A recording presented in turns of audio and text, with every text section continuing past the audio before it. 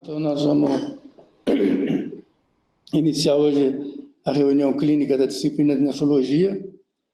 No próximo ano, o Hospital do Rim completa 25 anos, em 2023. Ele começou a funcionar mesmo em 1998. E eu vou falar sobre um pouco da história do hospital, mas principalmente sobre as contribuições que o hospital deu na sua principal área de atuação, que é no transplante renal, e a principal área de atuação minha também. Então, o professor Arthur já mencionou como o Hospital do Rim ele foi iniciado em 1998, quando ele começou a funcionar, e ele começou a funcionar graças à liderança assim, genial do professor Oswaldo Ramos, muito acompanhado pelo professor Horácio Eisen, e que todos os membros da disciplina, naquela época, essa foto do professor Oswaldo Ramos é de 1996, e essa segunda foto é um pouquinho depois. Nós podemos ver aqui, nós podemos ver aqui o professor Arthur, que é quem preside a diretoria executiva da instituição por muitos anos, e o professor Sérgio Draib, que participou bastante também na conquista do terreno e na construção desse prédio, que é um prédio que foi conquistado do governo municipal, do governo federal e do governo estadual. Uma característica que o professor Arthur também chamou bastante atenção, o Hélio também chamou atenção, é que o professor Oswaldo Ramos insistia que cada um desses membros, aqui acho que todos os membros que estão presentes aqui, acabaram fazendo algum estágio no exterior. Eu, como Hélio, nós somos empurrados para fazer estágio. O doutor Oswaldo que me empurrou bastante, eu que empurrei bastante o Hélio, para fazer estágio no exterior, e quem ficou mais tempo possivelmente foi o Hélio, que ficou 4 anos fazendo pesquisa clínica e depois voltou para liderar a pesquisa clínica aqui no Hospital do Rim. Quando nós conversávamos com o Dr. Oswaldo, no início do programa do Hospital do Rim, o Dr. Oswaldo tinha uma visão assim, bem romântica, de que a disciplina inteira do Hospital São Paulo poderia vir aqui e ser acomodada aqui no Hospital do Rim, e que nós teríamos 40 leitos aqui no hospital. E a primeira discussão que eu tive com ele foi, eu era diretor clínico do Hospital São Paulo, e a discussão foi como é que nós vamos sustentar 40 leitos num prédio de 11 andares. Daí para frente, nós começamos a discutir, talvez a única possibilidade do hospital funcionar seria se sustentar do ponto de vista financeiro, seria tendo um programa de transplante, e desde o início eu chamei um programa de transplante em produção de larga escala, um transplante por dia, na época que nós propusemos, e a ideia, isso era possível na época, porque o número de pacientes que estavam aguardando em fila de espera para transplante com doador vivo era de 2 anos. Então, seguindo os programas de transplante que existiam em São Paulo, existia uma fila de espera de pacientes com doador vivo, tudo preparado, que esperavam 2 anos para ser transplantado. Então, nós iniciamos aquilo que nós chamamos de um programa de transplante em larga escala. Eu usei esse termo, né, de assembly line, que é uma linha de produção. Nos primeiros 5 anos, os resultados dos primeiros 5 anos nós publicamos em 2006, nessa revista, e ela foi motivo assim, de 2 editoriais, destacando esse modelo de aplicação de modelos da produção industrial na assistência médica de saúde. Isso não era novidade, quando eu fiz isso, eu usei o termo, mas eu não conhecia, depois que eu fui entender o que era assembly line e quem tinha escrito. Era um técnico em mecânica, que se formou engenheiro mecânico, e que em 1911 escreveu os princípios do gerenciamento científico da produção industrial, que ele considerava, primeiro, como o grande benefício da aplicação desse princípio de produção em larga escala com estações de trabalho. O primeiro benefício que ele chamou era o aumento do número de produtos, no caso da produção industrial. Então, isso nós conseguimos logo no início, quando nós começamos o Hospital do Rim, utilizando esse modelo de produção em larga escala. No primeiro ano, nós fazíamos 50 ou 100 transplantes por ano aqui no Hospital São Paulo, fazíamos um pouco de transplantes também fora do hospital. Nós já tínhamos uma estrutura muito bem organizada de transplante, com equipe clínica, equipe cirúrgica, equipe de imunologia bem estruturada, fazendo transplante um pouco no Hospital São Paulo, um pouco fora. Nós transferimos todo esse programa para o Hospital do Rim, e como eu mencionei, tinha uma fila muito grande de pacientes que estavam aguardando um transplante com doador vivo. Nós estamos vendo aqui em verde o número de transplantes com doador vivo e aqui mais escuro o número de transplantes com doador falecido. E esse número foi crescendo e hoje, nos últimos 12 anos, nós fazemos mais de 800 transplantes por ano. E uma característica que chama bastante a atenção é o aprimoramento desse sistema, onde nós temos hoje 80% dos transplantes com doador falecido e 20% dos transplantes com doador vivo, o que é o oposto do que nós tínhamos no início, quando 80% dos transplantes era com doador vivo e 20% deles só é com doador falecido. Então, o benefício inicial da produção em larga escala, que nós chamamos de assembly line, que imita aquilo que é feito na produção industrial, nós alcançamos em pouco tempo, que é essa definição mesmo. Como você estabelece um modelo como esse, o primeiro benefício que acontece quase que imediatamente é um aumento do número de produtos. Aqui um aumento no número de transplantes, no caso da produção industrial, um aumento do número de produtos. O segundo benefício, que demora um pouco mais para acontecer, é que você tem uma melhora progressiva da qualidade do teu produto. Então, aqui no caso do resultado do transplante, e aqui nós chamamos a atenção para o transplante com doador vivo. Aqui essa escala começa em 90%. Aqui, logo no início do transplante com doador vivo, nosso aqui em 1998, mais de 1.000 pacientes. Esse é um registro do CTS, é um registro internacional do qual nós fazemos parte. A sobrevida do transplante com doador falecido, doador vivo, era de 94%. Do enxerto do transplante, do enxerto com doador vivo, era de 94% em um ano, e agora ela está de 98%, 99%. É um aumento pequeno, assim, um aumento de 4% de 94% para 98%. Mas dentro desse intervalo que é possível aumentar, que é de 6%, isso corresponde a um aumento de 66%. Tá? Então, aqui nós saímos de 94% para 98%, tinha um espaço que é só de 6% para aumentar, nós conseguimos aumentar 4% na melhoria da sobrevida do enxerto, nesse período que equivale a uma melhora de 66%. A mesma coisa aconteceu com o transplante com o doador falecido. E está aqui desse lado também um número muito grande de transplantes, todos eles realizados aqui no Hospital do Rim, todos eles registrados no CTS, que é um centro de registro internacional que tem em Heidelberg, que era chefiado pelo professor Gerhard Oppels, e aqui também nós tivemos um aumento na sobrevida nesses anos todos, aqui nesses 25 anos do hospital, de 80% para 94%. Na verdade, a mesma proporção de melhora da qualidade, de melhora da sobrevida que nós obtivemos no transplante com doador vivo e a mesma proporção com o transplante com doador falecido, embora numericamente aqui saiu de 80% para 94% e no outro saiu de 94% para 98% ou 99%. Então, a história ficou bem contadinha. Nós temos um programa que usa o modelo de produção industrial em larga escala, com estações de trabalho. O primeiro benefício é aumentar o número de produtos e o segundo benefício é aumentar gradativamente o seu resultado, a qualidade do seu produto, aqui o resultado do transplante. Então, aqui a história já está bem contada, baseada nessas estações de trabalho que nós alinhamos semanalmente. Isso daqui é extremamente importante, o alinhamento semanal dessas estações de trabalho.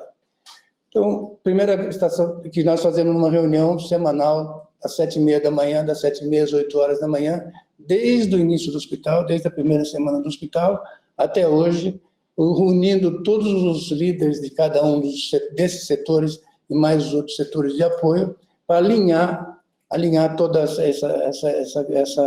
essa cadeia de produção, para que ela não tenha nenhuma interrupção. Se a captação de órgãos não fazer a captação, não tem nenhuma outra atividade para as outras estações de trabalho. Então, a captação de órgãos hoje, nós fazemos, em média, 25 captações por mês. Nós temos um número muito pequeno de pessoas trabalhando. são 12 enfermeiras e mais 2 médicas.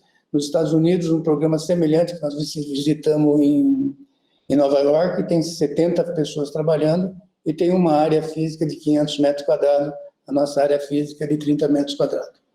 O pré-transplante, nós temos 30 novas inscrições por dia, 30%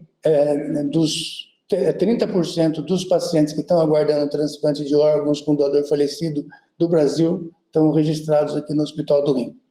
O centro cirúrgico tem 4 salas cirúrgicas, tem 9 cirurgiões, hoje são liderados pelo professor Wilson, ele era liderado antes pelo professor Cláudio Almeida. A unidade de internação que começou aqui no hospital com 40 leitos, agora tem 151 leitos, mas já tem 151 leitos há mais de 10 anos. Então, além da melhora da qualidade, a repetição sistemática do mesmo processo fez com que o mesmo número de leitos consegue acomodar, em vez de 10 mil pacientes, mais 1.000 pacientes por ano, ou 800 pacientes por ano, sem causar nenhum transtorno assim, para o hospital. E no ambulatório do pós-transplante, que é uma preocupação, quando eu conversava com o professor Emil Savaga, da proposta de fazer um transplante por dia, ele falava que a gente não ia dar conta do atendimento ambulatorial. O professor Emil também conviveu bastante com esse programa. O setor de imunologia, todos eles são acreditados, né? Toda aqui a acreditação da Organização Nacional de Acreditação. Aqui é uma acreditação europeia, que é o Laboratório de Imunologia, que é o maior laboratório de imunologia de transplante do mundo, que faz um número exorbitante de mais de 6 mil tipificações HLA por ano, que é um número absurdo, assim. E eles recebem soros de 10 mil pacientes, 10 mil pacientes na lista de espera, recebem a cada 6 meses. E o Centro de Diagnóstico por Imagem, que também é um outro setor que nós conseguimos aplicar esse modelo de produção em larga escala que eu vou mencionar mais para frente. E tudo isso daqui, nós temos ensino de graduação, residência, pós-graduação, pesquisa clínica, porque o hospital é um hospital considerado hospital de ensino, tanto pelo MEC como pelo Ministério da Saúde, e aqui a nossa pesquisa já foi auditada 2 vezes pelo FDA americano. Então, a história podia terminar aqui, e nós conseguimos, dentro do modelo de produção em larga escala, ter um número grande de transplantes, fazer 25% dos transplantes no Brasil nesse momento, 20% em geral, 40% dos transplantes do estado de São Paulo, ter toda essa produção de transplantes, tanto de ensino como de organização, e formar gente, receber pacientes do Brasil todo e formar gente para o Brasil todo com um resultado de sobrevida do enxerto satisfatório.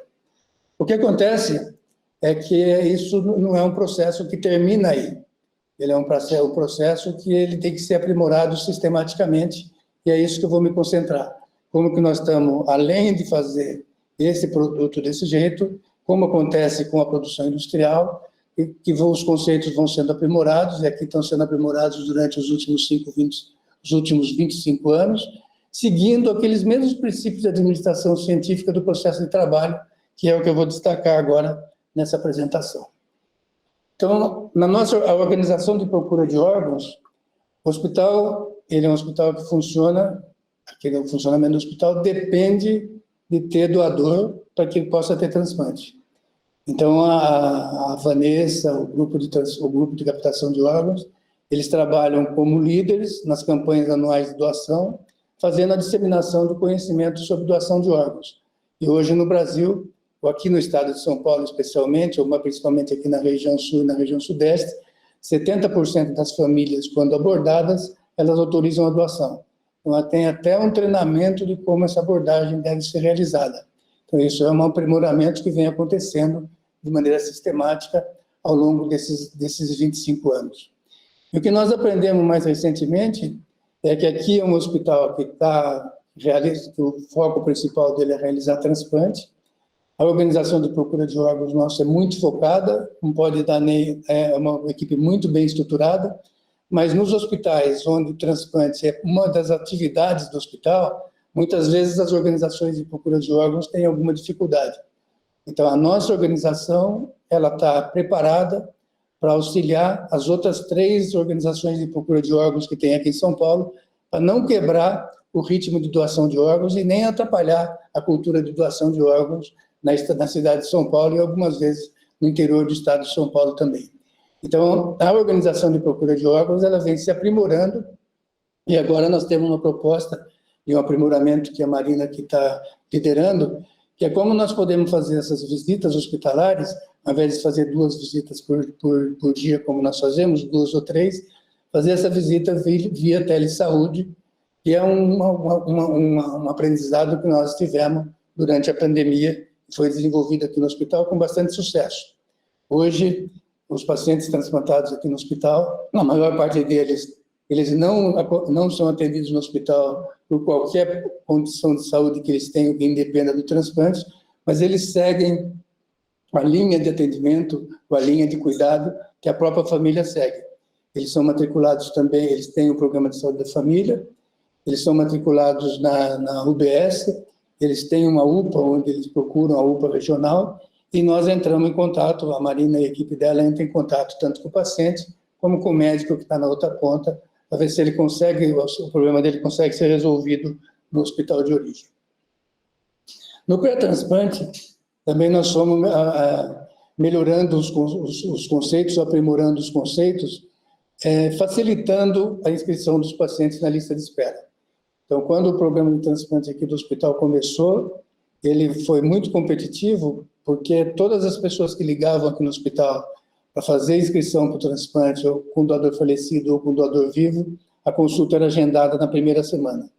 Isso não é fácil fazer, não é repetido, até hoje não é repetido na maior parte das instituições brasileiras, mas aqui continua desse jeito. Toda vez que nós observamos alguma distorção nisso, que está demorando um pouco mais, nós reforçamos a equipe para que todos os pacientes que buscam o transplante tenham uma consulta médica na primeira semana. Na primeira semana ou até na segunda semana. E esse nefrologista, ele tem autonomia para ele resolver o caso. Então, ele não fica encaminhando pacientes para o endocrinologista, para o cardiologista, por diversas outras especialidades, e ele foi treinado durante esses 25 anos para que ele mesmo resolva o caso. Por exemplo, os portadores de nefropatia diabética que são inscritos na lista de espera ou que têm um doador vivo, eles necessitam de coronariografia. Se eu mandar para o cardiologista, ele vai pedir a coronariografia. Então, nós pedimos a coronariografia, mostramos para o cardiologista, daí ele decide qual é a abordagem que deve ser necessária.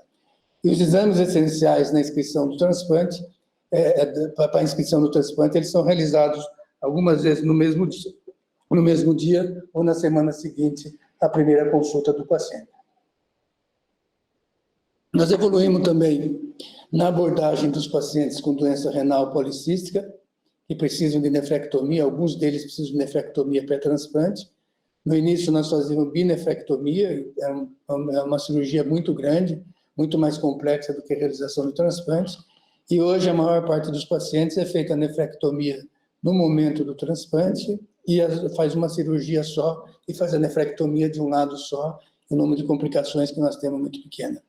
Nós fazemos transplantes com testemunha de Jeová, nós fazemos bastante transplantes com portadores de deficiência intelectual também, que eu até pessoalmente acho que deveria ser priorizado na lista de espera, pelo peso que é esse paciente dentro da família, também pelo peso que é adicional quando esse paciente está em diálise. Nós não fazemos um programa de transplantes específico para pacientes sensibilizados ou para BO incompatível, e esses pacientes seguem a lista de compatibilidade HLA, e aqui vem o trabalho do Luiz Moura, o trabalho do Luiz Moura e do Henrique, e do Dr. Marcelo, antes do Luiz Moura, que é o resultado da biópsia pré-implante dos doadores com critério expandido, que tem que ficar pronto 4 horas, demora 4 horas para ficar disponível. Isso é um problema, assim, no final de semana, e quando é uma solução que nós tivemos, já que só tinha 2 patologistas, o Marcelo e o Luiz, nós demos de presente para o Luiz um microscópio, demos de presente para o Marcelo um microscópio, a esposa do Luiz devolveu o microscópio, e o Marcelo, como ele era solteiro, ele ficou com os 2 microscópios. Então, quando tinha alguma biópsia que era preparada aqui pelo técnico, nós encaminhávamos para o Dr. Marcelo, um táxi levava para ele fazia a leitura em 5 ou 10 minutos e dava o resultado por telefone. Esse é um exemplo assim, de comprometimento da forma como já foi mencionado aqui antes da apresentação, de comprometimento das pessoas do Hospital do Rim com o programa. Quais são as modalidades de transplante que nós não fazemos mesmo? Nós fazemos um muito grande transplante, não dá tempo para nós fazermos esse tipo de transplante, nem temos recursos para fazer esse tipo de transplante mais complexo, que também tem um resultado menos, dá mais trabalho e tem um resultado não tão bom quanto aquele que nós apresentamos no início. Transplante abioincompatível, transplante com doador com coração parado. Esse é um programa de transplante bastante controverso, eu estive em Portugal agora, eles estão fazendo esse tipo de transplante a pessoas que faleceram sem passar pelo diagnóstico de morte encefálica, que teve parada cardíaca, eles fazem uma reanimação sem sucesso, e daí, após a falta de sucesso declarada, esse paciente continua, esse doador, né, esse falecido continua sendo massageado, até que os órgãos sejam retirados e sejam transplantados. Nós não fazemos isso porque é um pouco difícil, qualquer situação que venha a ser contestada numa situação dessa pode quebrar o progresso no transplante que nós temos aqui, estamos tendo aqui no Brasil, nesse momento, assim. É um número crescente de transplantes. Hoje são feitos 6.000 transplantes de rim, 2.000 transplantes de fígado aqui no Brasil. O transplante com doador vivo não aparentado pode ser feito com permissão, com autorização judicial. O número que é feito aqui no Brasil é muito pequeno, é menos do que 100 por ano. Aqui no Hospital do Rim também nós não fazemos, porque qualquer notícia ruim sobre o programa de transplante do Hospital do Rim pode comprometer o nosso programa, e o Hospital do Rim, a sobrevivência dele depende do crédito que ele tem no programa de transplante nacional. De onde vêm os pacientes que transplantam aqui no Hospital do Rim? Então, vem pacientes do Brasil todinho, tanto transplante com doador vivo como doador falecido. Então, tem pacientes que residem no Amazonas, que estão matriculados com transplante com doador falecido aqui. Quando chega um rim e ele é selecionado na lista de espera, baseado na compatibilidade HLA, como ele sendo o primeiro, ele é chamado, ele chega aqui, alguém daqui vai buscar ele no aeroporto, a maior parte das vezes, e ele é transplantado, faz uma parte do acompanhamento aqui, uma parte do acompanhamento no hospital de origem. O Rio Grande do Sul tem um programa muito bem estruturado de transplantes de rim, não precisa encaminhar transplantes para fazer aqui em São Paulo. O Minas Gerais ainda envia bastante, Mato Grosso, os dois Mato Grosso não tem programa de transplante, Pará não tem programa de transplante, Maranhão não tem programa de transplante, mas tem outros programas de transplante regionais. O que acontece é que a maior parte dessas pessoas, eles não têm parente no Maranhão, não tem parentes nos outros estados, e todos eles têm parentes em São Paulo, onde eles podem ser acomodados. Então, a maioria deles vem transplantar aqui no estado de São Paulo. E do Rio Grande do Sul, o único que veio transplantar aqui é um testemunha de Jeová, porque no Rio Grande do Sul não faz transplante com testemunha de Jeová. Nós chamamos isso de procedimento cirúrgico econômico. Então, hoje, a maior parte dos centros quer fazer transplante, quer fazer nefrectomia do doador vivo com cirurgia robótica ou com cirurgia laparoscópica. As duas têm um custo muito mais elevado. E o que nós fazemos daqui é a incisão anterior, a incisão pré-transplante, pré-hospital do rim, que fazia até a retirada de uma ou duas das últimas costelas para poder fazer a retirada do transplante. Essa incisão aqui é um transplante que eu acompanhei nos Estados Unidos, e essa incisão que é feita agora, em geral é 7, 8 centímetros, essa é uma incisão que é o orgulho do Wilson, que ele fez uma retirada do rim para transplante, no rim do lado esquerdo, que é mais fácil retirar, com 5,5 centímetros. Nós não usamos duplo J, então também é uma coisa que implica num custo maior. Tem centros que usam duplo J de rotina, nós não utilizamos dreno, e agora o Wilson desenvolveu uma técnica de anastomose vesical, e ele deixa a sonda, ao invés de 4 dias, a sonda por um dia só. Eu falei recentemente lá em Portugal sobre isso, eu tive que explicar como que era feito isso, eu liguei para o Wilson antes, ele está aqui, se precisar, depois ele explica. A dinâmica da imunossupressão também vem sendo alterada no decorrer desses 25 anos, dentro desse processo de aprimoramento sistemático com um gerenciamento científico da produção. Então, essa talvez seja a contribuição, uma das melhores contribuições que o Hospital do Rim deu para o programa de transplante, não só no Brasil, mas no mundo todo, que é essa indução com dose única de timoglobulina de 3 mg por quilo, exceto em HLA idêntico. Nós começamos a fazer com transplante com doador falecido, não fazendo com doador vivo, e depois nós vimos que a redução na incidência de rejeição aguda era maior do que aquela observada no transplante com doador vivo, e começamos a usar para todos eles, exceto receptor de rim de doador vivo HLA idêntico. Todos os pacientes nossos recebem tacrolimus como base de imunossupressão, alguns utilizam como estratégia de prevenção do citomegalovírus inibidores do mTOR, e nós somos um dos últimos grupos que ainda usa azatioprina. Vou mostrar exatamente por que nós utilizamos como uma alternativa eficaz na manutenção, no resultado do programa de transplante, ao invés de utilizar micofenolato para todos os pacientes. E aqui também é uma conquista do grupo, que à medida que o grupo vai ficando mais seguro, mais consciente daquilo que está fazendo, essa reduz, em um mês, reduz a dose de prednisona, que é um dos remédios que tem efeito colateral cosmético mais evidente de todos esses imunossupressores que são utilizados pela vida toda. O paciente com 30 dias está usando 5 mg por quilo por dia. Para chegar nesse nível, no passado, no começo do hospital, do funcionamento do programa no Hospital do Rim, demorava assim em torno de 6 meses. E o tratamento de rejeição, nós continuamos fazendo da mesma forma, ao invés de usar 1 grama, usamos meia grama de solumedrol e utilizamos a timoglobulina com 1 mg por dia, em alguns casos que nós definimos baseados na histologia, ou aqueles que não respondem à pulsoterapia. Então, aqui, como eu disse, essa foi talvez a principal contribuição, além desse modelo de produção em larga escala, a contribuição para o programa, para o resultado do transplante.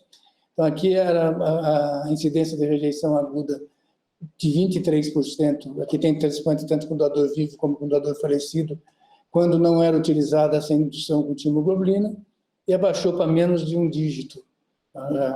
Menos de 2 dígitos. Rejeição aguda saiu de 23% para 6%, e a incidência de citomegalovírus continua a mesma, que é uma incidência alta, e nós não usamos profilaxia para citomegalovírus por causa do custo dessa profilaxia e do desconforto que traz se o paciente tiver que vir, todos os pacientes transplantados tiverem que vir no hospital todos os dias, por 30 dias, para receber a dose endovenosa.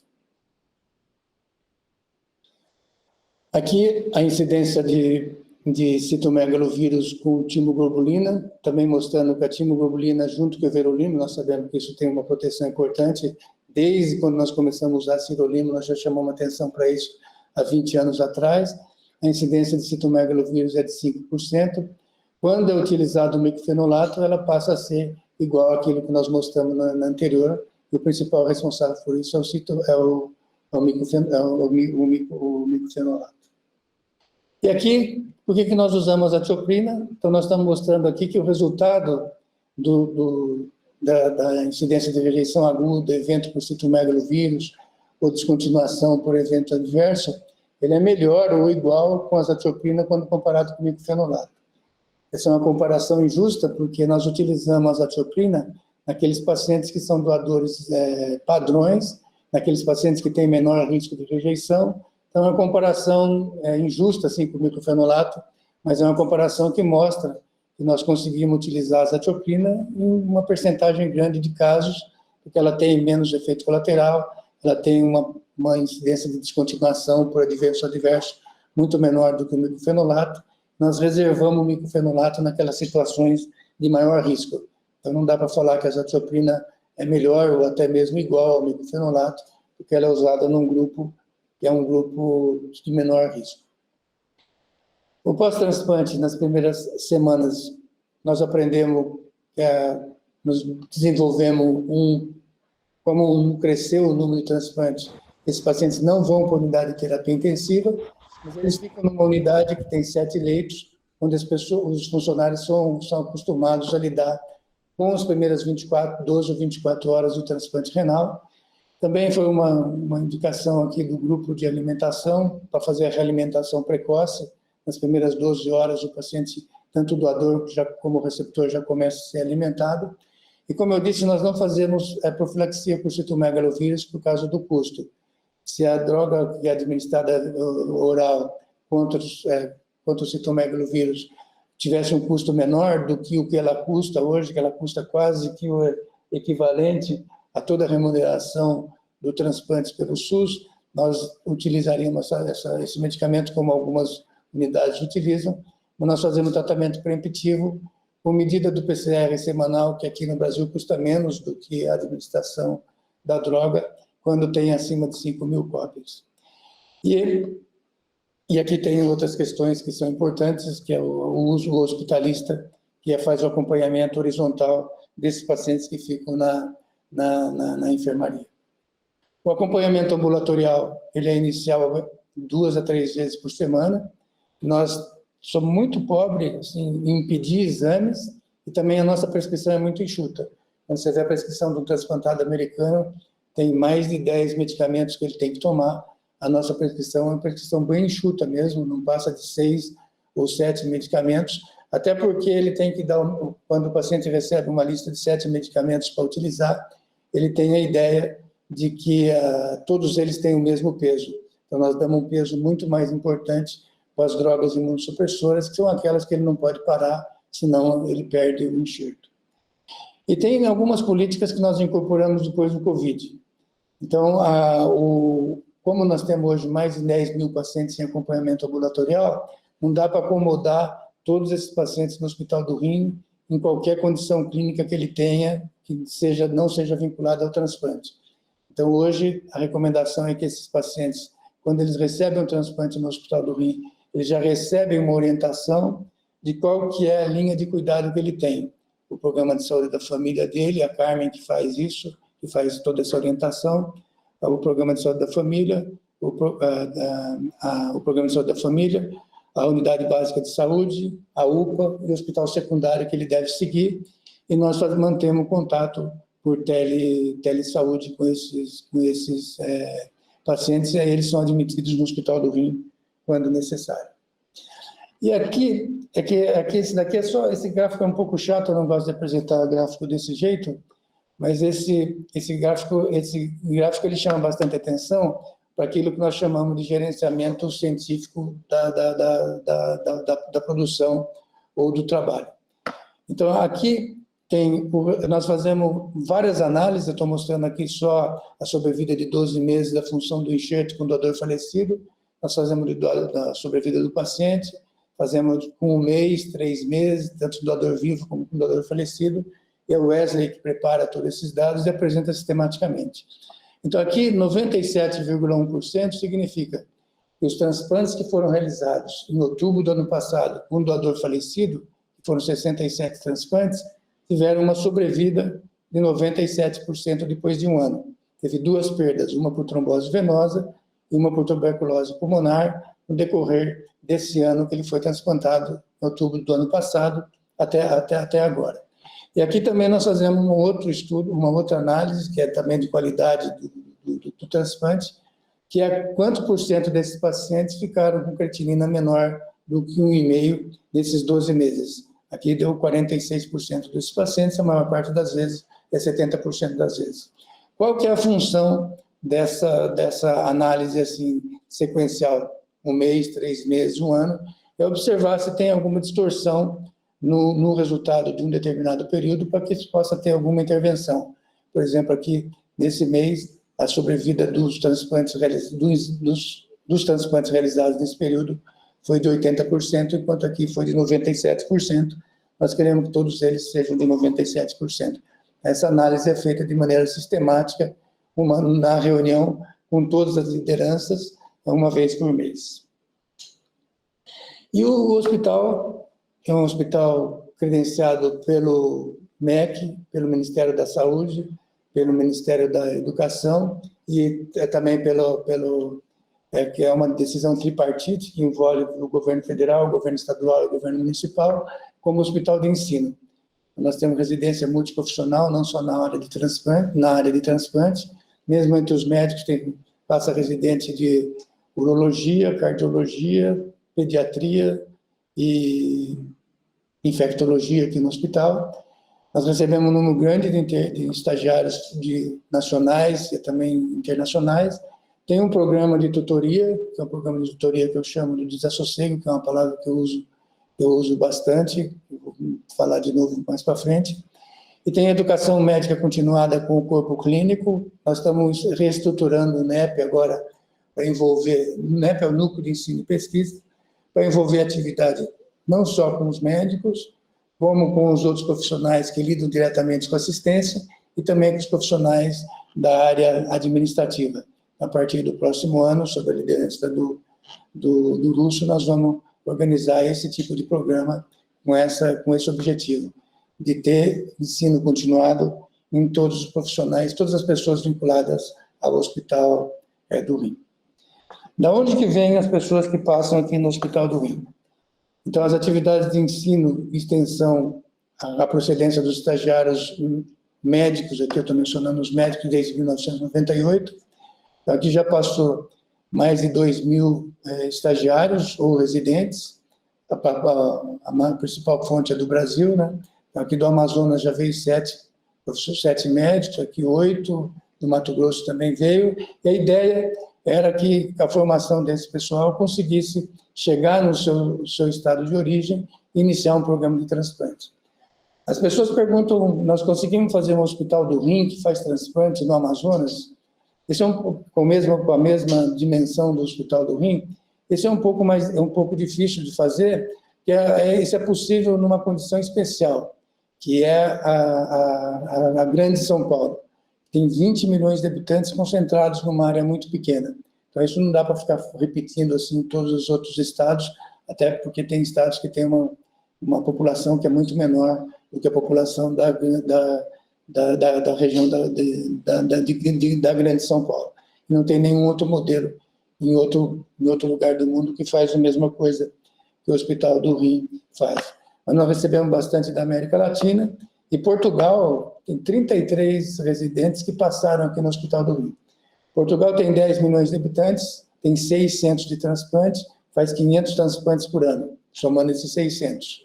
Então, um residente de Portugal que passa aqui durante 3 meses, ele vai ver mais transplantes aqui no Hospital do Rim do que ele viria no centro dele por 2 anos consecutivos. Por isso que eles passam sistematicamente aqui. Agora está passando o Hugo, que está passando na radiologia do Hospital do Rim, agora aprendendo uma coisa específica para diagnóstico de estenose da artéria renal, porque já passou da Espanha, França, Estados Unidos, Inglaterra e da Índia.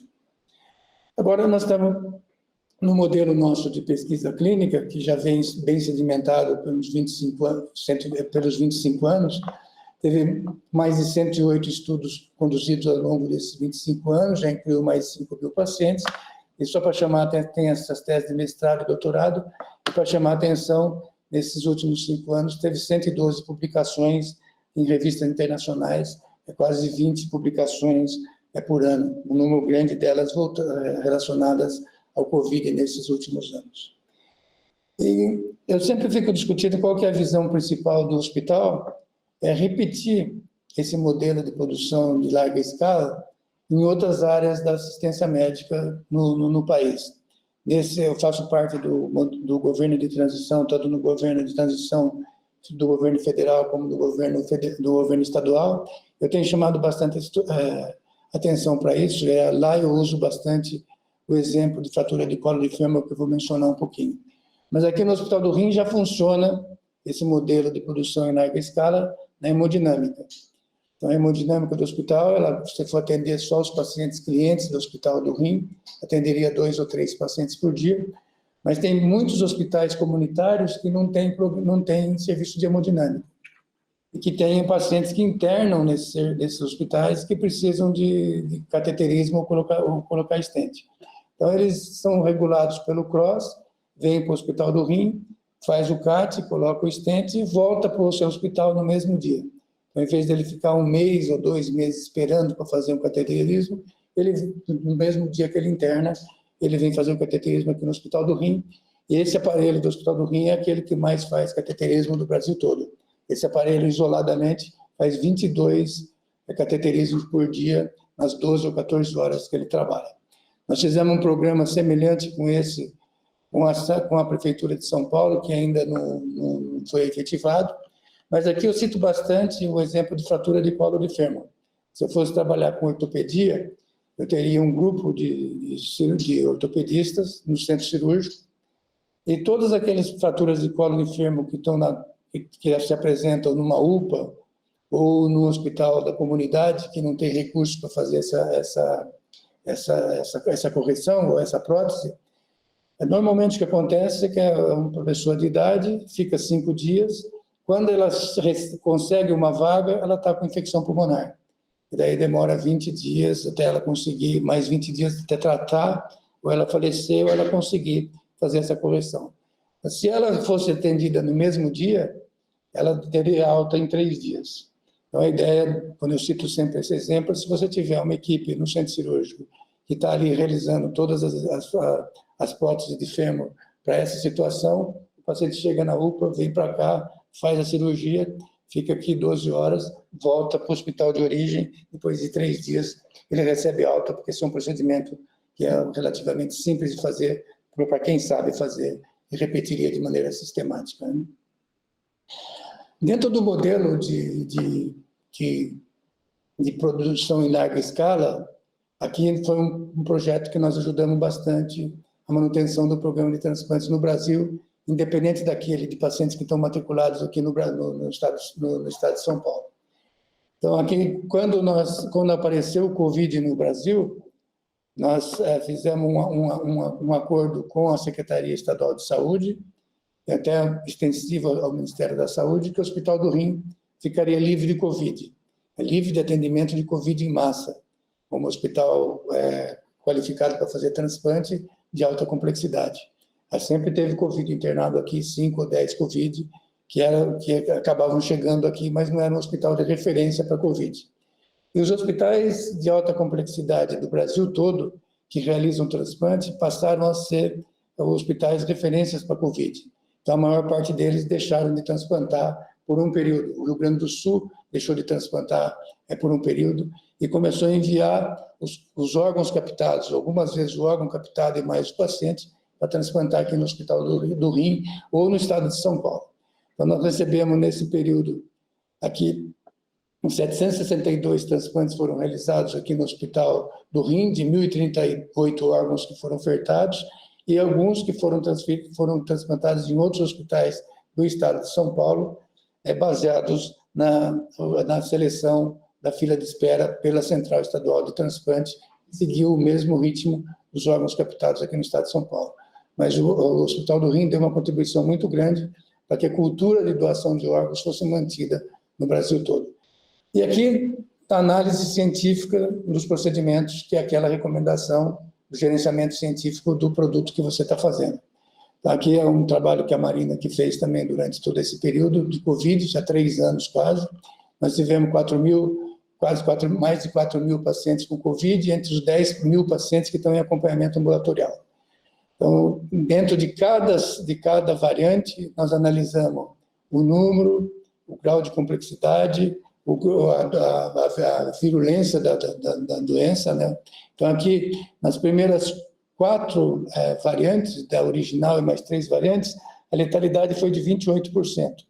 E todas essas variantes, elas tinham uma base larga e uma capacidade de contágio que não era tão grande como aquilo que aconteceu com a Omicron, que apareceu quando nós estávamos achando que o Covid tinha desaparecido. Então, tem uma base estreita e uma com a capacidade de contágio muito maior. O número de pacientes, num intervalo de tempo muito maior, foi muito grande. Chegou a ter, numa semana, 280 pacientes contagiados por Covid aqui atendidos aqui no Hospital do Rim. Em seguida, veio uma outra subvariante da Omicron, também teve esse mesmo comportamento, mas foi menor. A letalidade aqui, que era de 28%, independente da variante, independente de ter vacinado ou não, passou a ser 11%. Com essa segunda variante da Omicron, 5,2%, e agora 0,4%. Nós achamos que isso é mais decorrente da variante que é menos agressiva do que as variantes anteriores, do que da vacinação. Embora isso seja controverso, mas é uma diferença muito grande que aconteceu, considerando que essas variantes, que durante essas variantes a letalidade foi grande, independente das pessoas terem sido vacinadas ou não. Aqui, certamente, é menor do que 0,4%, porque a doença ela tem uma característica que ela é uma doença muito mais leve. Então, as pessoas procuram menos o diagnóstico, certamente é menos do que é muito mais do que 255 casos que nós temos, e a letalidade é muito menor do que essa, porque essa é baseada no número de pacientes que procuraram o diagnóstico, e hoje nós estamos vendo nas nossas famílias, as pessoas têm um sintoma e não procuram o diagnóstico, porque é uma doença que tem uma evolução muito mais benigna. Na cidade de Pauçu, que eu cito sempre como exemplo, no mês de dezembro já teve mais de 200 casos, não teve nenhuma internação. E lá a doença é distribuída de maneira uniforme pelas faixas etárias, e mesmo os idosos não tiveram internação.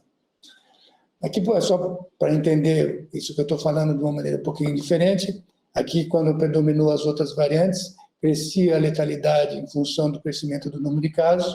Quando veio a Ômicron, teve um pico grande e a letalidade continuou no mesmo patamar. Quando teve a segunda onda da Ômicron, a mesma coisa, manteve a mesma patamar de letalidade.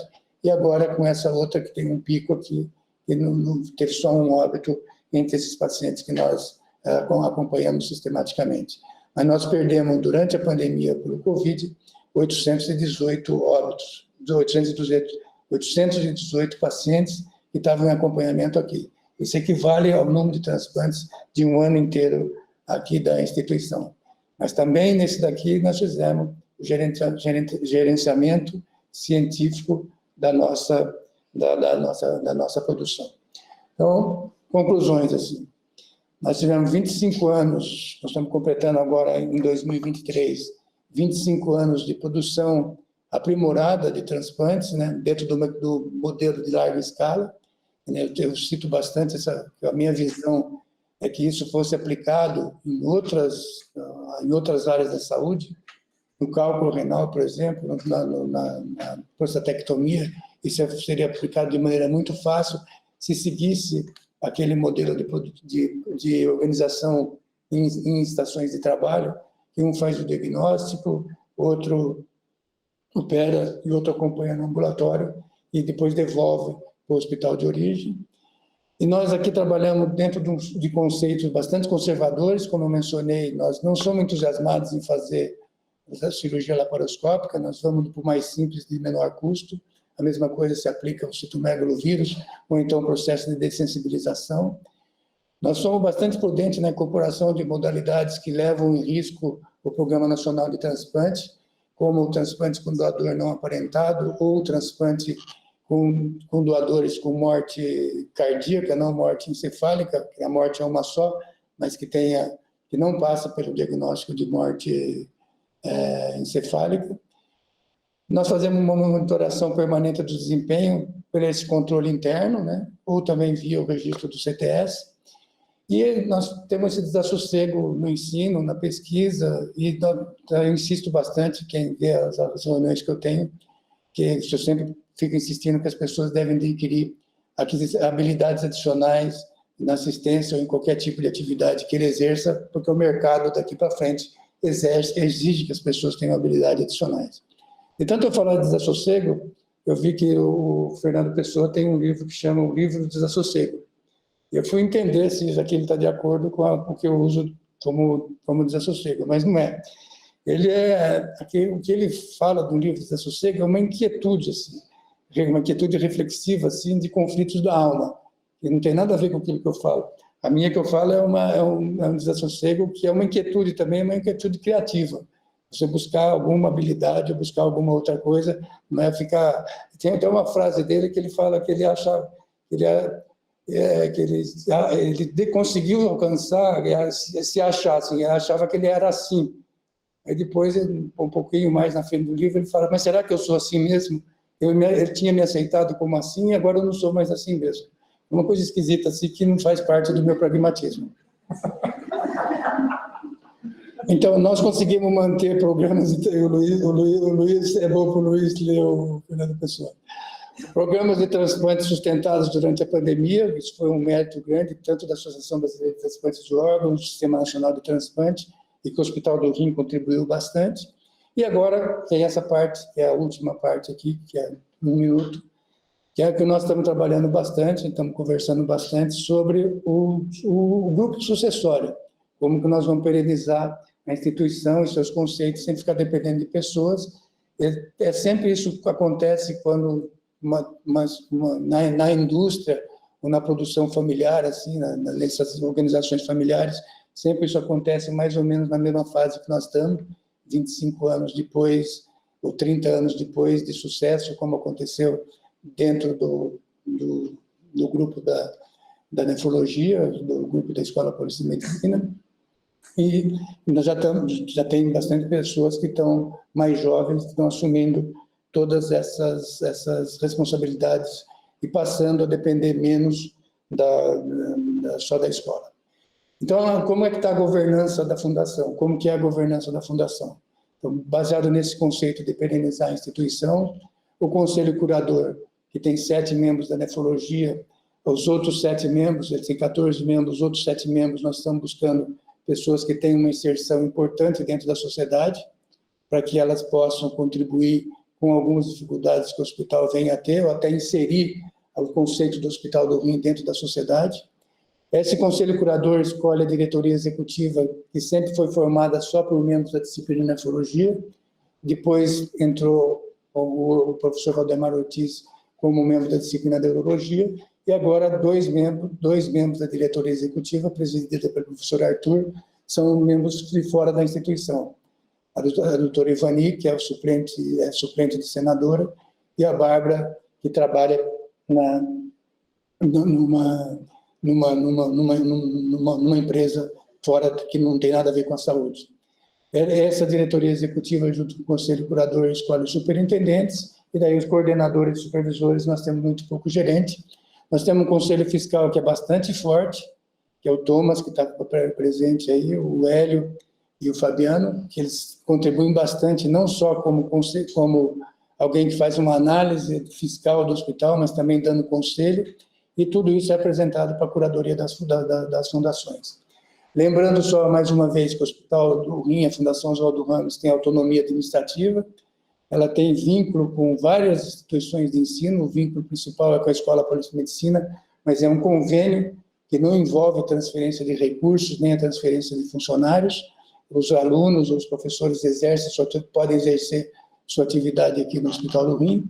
E o financiamento da Fundação é basicamente pelo SUS, 20% do atendimento do Hospital do Rim é de convênio, 80% é de SUS, esses 20% de convênio dá 38% da receita, e o SUS está há 10 anos sem correção da tabela de remuneração, e aí para conseguir manter o equilíbrio, nós trabalhamos sempre, quem trabalha bastante com isso é a Ana Keila, buscando verbas não orçamentárias dentro do sistema público, na prefeitura, no estado, no governo federal, aqui basicamente na prefeitura e no governo do estado, na forma de emenda parlamentar, junto com cada um dos parlamentares. E aqui esses foram os dias que nós fizemos mutirão para vacinação dos pacientes transplantados, de novo dentro daquele processo de oferecer para o paciente a melhor qualidade possível de atendimento.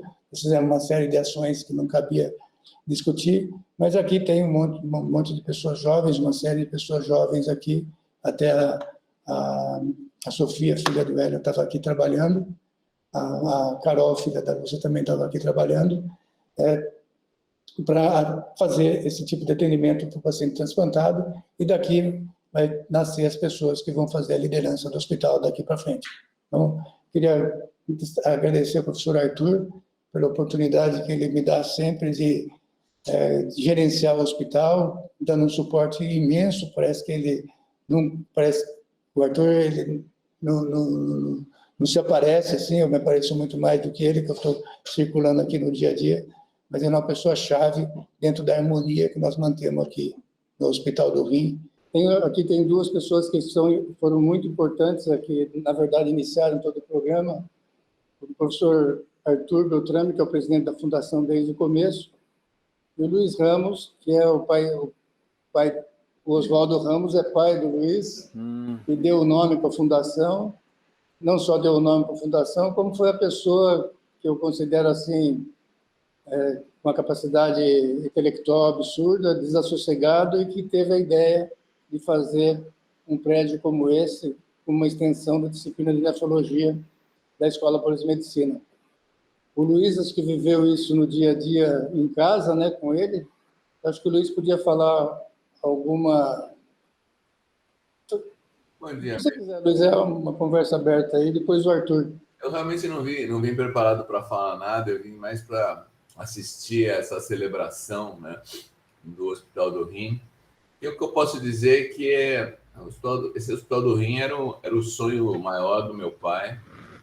Ele sempre sonhou da Universidade Pública Federal ter um serviço atrelado ao SUS e que fosse de excelência, como eram as disciplinas clínicas da escola, particularmente a nefrologia, que ele desenvolveu junto com o grupo, mas ele queria mostrar que era possível fazer um hospital público eficiente e completo, e realmente esse sonho dele se materializou nesse prédio, né, nesse Instituto do Rim e no Hospital do Rim, e teve a felicidade de ficar sob a coordenação do Medina, que deu o impulso que ele precisava para se tornar hoje, eu acredito, eu ouço falar que é o lugar onde se mais faz transplante no mundo.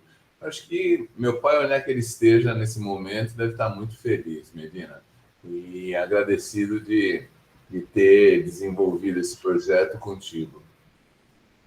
Era isso. Então, o professor Arthur, que é o presidente da fundação, assim, desde o início da fundação. Arthur. Bom, é realmente um dia de festa e nós vamos ver por quê.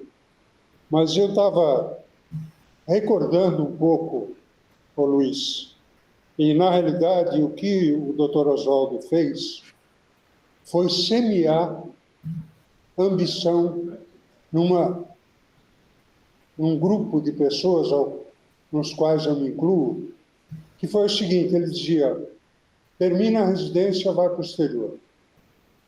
Então, nós voltamos, e o nós aqui tem o Sérgio Drive, o Manuel Saragossa e eu, com a ideia de que era possível, sim, reproduzir o que a gente viu no exterior.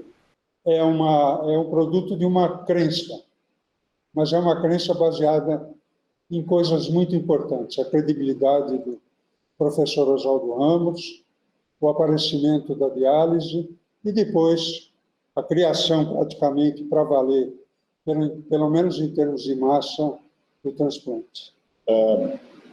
Eu acho que eu posso emprestar aqui algumas palavras de uma das personalidades que eu considero muito, que é Fernando Pessoa.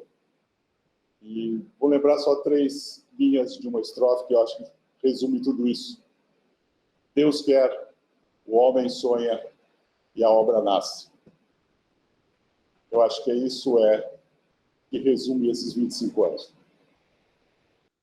Então, para o próximo ano, nós devemos fazer uma série de eventos no hospital, que vai envolver os funcionários, envolver todas as pessoas vinculadas aqui ao hospital, para comemorar esses 25 anos e até difundir, como eu disse, assim, a visão principal do hospital é difundir esse modelo de aplicação dos conceitos de produção de larga escala em diversas áreas da medicina, que pode melhorar a eficiência do sistema todo, principalmente do sistema público. Eu queria mais uma vez agradecer a todos. Assim, eu procurei apresentar os conceitos principais daquilo que nós aprimoramos durante o programa de transplantes, e mais uma vez agradecer a todos que trabalham no Hospital do Rim, ou que já trabalharam no Hospital do Rim, que fizeram que o hospital tivesse esse sucesso, e que eu consegui, junto com todos aqui, a exercer alguma liderança e insistir bastante para que cada pessoa vinculada ao Hospital do Rim adquira habilidades adicionais para ter mais facilidade aqui no futuro. Muito obrigado a todos.